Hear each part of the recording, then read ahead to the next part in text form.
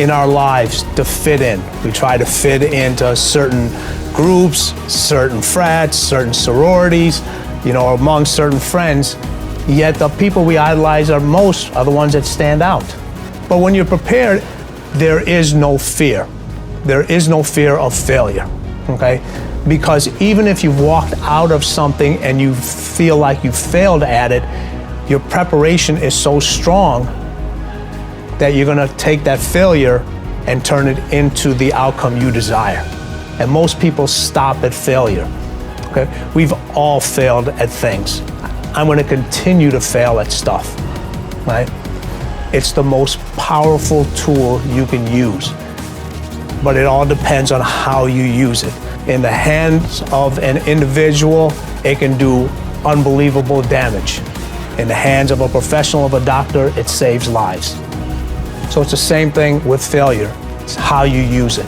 It's that drive inside of you, okay? It's what we talk about, the dark side. The dark side is filled with failure, but it's the fuel that burns you like something that's never burned inside you before. If you constantly remind yourself, after every defeat, after every setback, every time you get knocked down, I've got a saying, if life knocks you down, try and land on your back, because if you can look up, you can get up. See, a lot of people, because of failure, they stop believing. Let me share something with you. You will fail your way to success. Yes. 8 out of 10 millionaires have been financially bankrupt. You will fail your way to success. It doesn't matter how many times you fail. It doesn't matter how many times people tell you that you can't do it. It doesn't matter if you don't have a dime in the bank. You will fail your way to success. You don't make excuses for the failure, you grieve it. You feel the pain. You don't brush it off, you don't downplay it. You feel the pain and you don't rush to feel better. Now, listen, this is a principle of life I'm about to tell you. To get past it, you gotta go through it. That's true in so many areas, but it's particularly true with failure.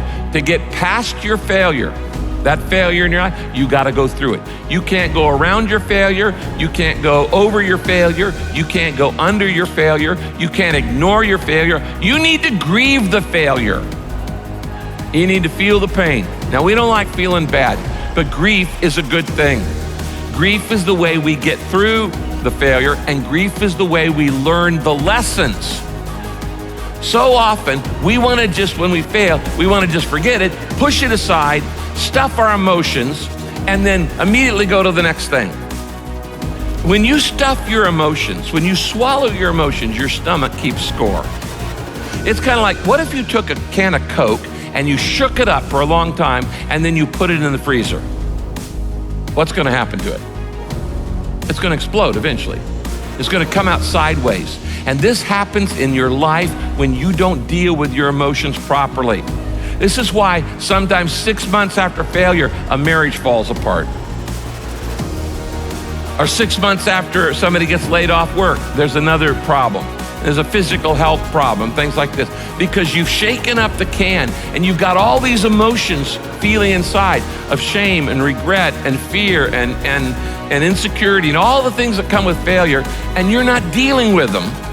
And so you shake it up and you say, we're just gonna put this in the refrigerator and try to forget about it, and we're gonna freeze it, and it's gonna explode, and it's gonna come out sideways in an affair, or in wrong behavior, or an impulsivity, or an addiction, or all kinds of other things. I have seen this thousands of times in people's lives. You don't minimize it, you don't rush to feel better. To get past your failure, you've gotta go through the failure.